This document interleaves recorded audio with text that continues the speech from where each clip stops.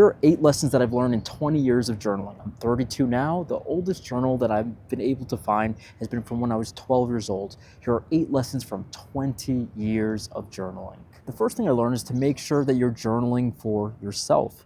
To make sure that I know there were times in my life where I started writing in really fancy and flowery wording because I figured maybe one day this would be part of a memoir. I just wanted to be as fancy as possible if someone were to read it. I was thinking about an audience, even though these are just notes to myself. I've realized that it's a lot more effective and it's a lot more honest if you can just write without thought of, unless you really enjoy the poetry of the writing, but just to make sure that you're writing exclusively for yourself and you don't have some other audience in mind, that it needs to be pretty writing. The more crude the writing is, the more honest, the more blunt, the more brutal. Find the simplest language, and often simple language is more truthful language, oftentimes. So if you can just write for yourself, that is a very powerful way to make sure that you're getting the most out of your journaling. Number 2, as you build up a large library of your posts and of your journal books, you have a lot of information on who you are, how you feel about things, how you react to things, what your weaknesses are, what your strengths are, what your aspirations are. Reflection is just as important as the writing itself. Actually writing it out allows you to think more clearly and express your feelings, but a lot of times those go away and you don't necessarily internalize them in the way that you could, or analyze them from I guess, a distant perspective, like you could if you were to grab a book that you haven't seen in a while and read it and say, oh, wait, I'm making this mistake again. What should I do in the future about this problem that I've been having? When you go through and you reflect on your journals, that is half the magic as far as living the life that's most enjoyable for you and getting the outcomes out of life that you most deeply want in your core. Reflecting on your past notes is one of the most beautiful parts of journaling, and it's just enjoyable to see how far you've come, how different you are, and maybe even how similar you are, and we'll talk more about that a little bit later. Number 3, approach all with curiosity. I personally like to have my journals as something educational, something I can study. If I'm waiting for the bus, I can read through some notes that I've been taking. If noting down curiosities as they come up, oh, you know what? That's really interesting to me. That elicited some type of emotional reaction, or it just sparked a little bit of a flame that makes me want to learn more about this subject. Writing down your curiosities as they come up and then exploring them and taking notes on what's interesting to you and studying these notes is an amazing, amazing way to begin becoming an autodidact, someone that self-educates. As I watch videos, I like to take notes and study them later. As I'm reading a book, if I underline something that I really have like a takeaway from, I will take notes on that. Making sure that you're noting curiosities and continuing to study and make sure it's something that you're consistently and deeply learning from is really such a powerful thing. If you're consistently figuring out, okay, what did I learn today? How can I take notes on this? How can I find new avenues to learn even more about this and have a place that I can consistently go back to? And I like to create an index in my notebook that allows me to find what I learned about later on, so it's not just gone in the void of pages. Paying attention to your curiosities and sticking with those is vitally important. Number 4, recording the little moments in life sometimes are just as interesting when you look back later on, and sometimes even more than the big conflicts, the big moments that of course you're going to remember anyways, even without writing it down.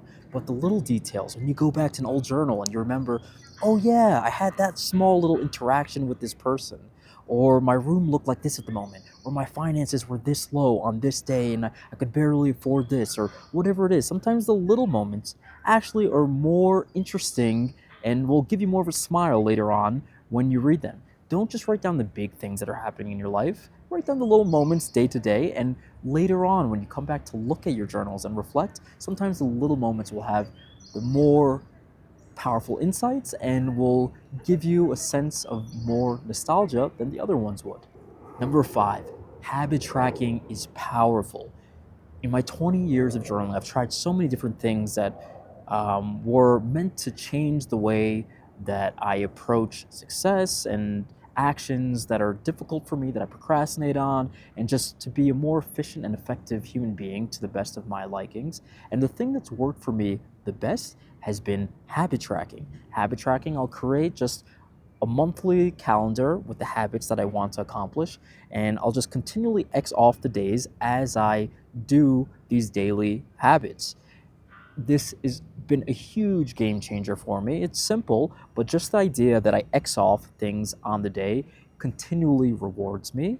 And then also, it just allows me to keep myself accountable and make sure that I don't forget, like, oh, yes, this is something that I'm supposed to be doing.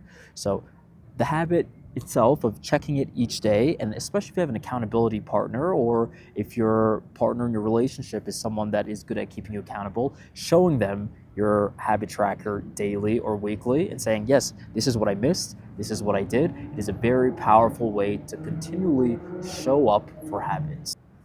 Number 6, questions are more important than answers. A lot of times we want to just talk about what our ideas are and what things should be and what you think the right thing is. Instead of just writing what is, think about, okay, what are the best questions I can ask myself? I have a video that I'll link down below that has a bunch of prompts that you can use that have really powerful questions that have helped me choose the right path in my life, stay in the right situations, leave and pivot from different situations when they no longer serve me. So asking yourself the right questions. What do I want to do with my life? What am I doing well? What are things that I can pivot and slightly change to move on to the future? Is this relationship serving me? What other relationships in my life and in my social circle do I need to nurture at this moment? And then just if you like to write essays that aren't just purely journalistic or like a diary, asking the right philosophical questions, the big questions in life, and just again staying with that curiosity. If you ask yourself the right questions, it'll lead you down the right path eventually, and will keep you open to the opportunities and options that you have in life. Asking yourself the right questions can change your perspective of where you've been looking and move it to somewhere else that actually might be more productive and more meaningful for you. So, questions. Focus on finding the right questions always. This has been a huge realization for me after 20 years of journaling. The number 7 thing that I've learned is that you have all the answers. I have all the answers for myself. A lot of times you want to look to YouTube gurus and mentors and read self-help books, but really, if you ask yourself, like we said before, the right question, and you just actually listen to yourself for a bit, stick with the question, meditate on it, the answer that you have is going to be the right one more often than not. A lot of times we know exactly what we need to do.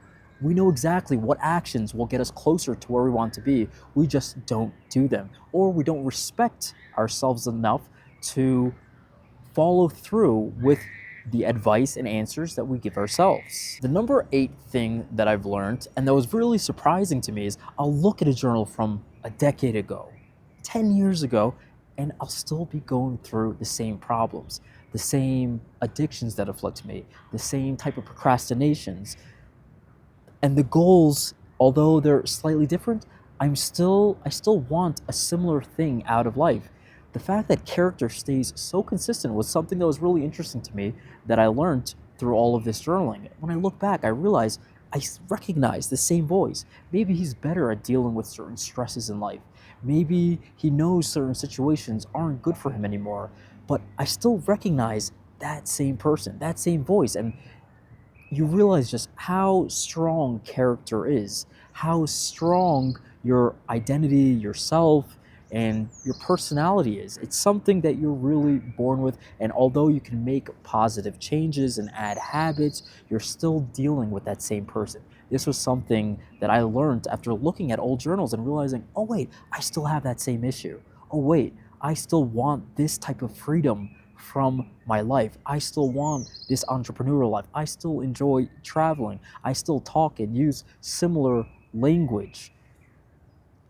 Realizing that character is very consistent And the only thing you can really study and change are the habits that you implement into your life with strong effort. Realizing that character stays very similar and you're almost the same person that you were, even if you're better at certain things and even if you've removed certain vices, the core, the essence is still the same. If you enjoyed this video, here's a video on different prompts and questions you can ask yourself that can really direct you in a more deliberate and meaningful direction in your life. There's a video right here that you can click.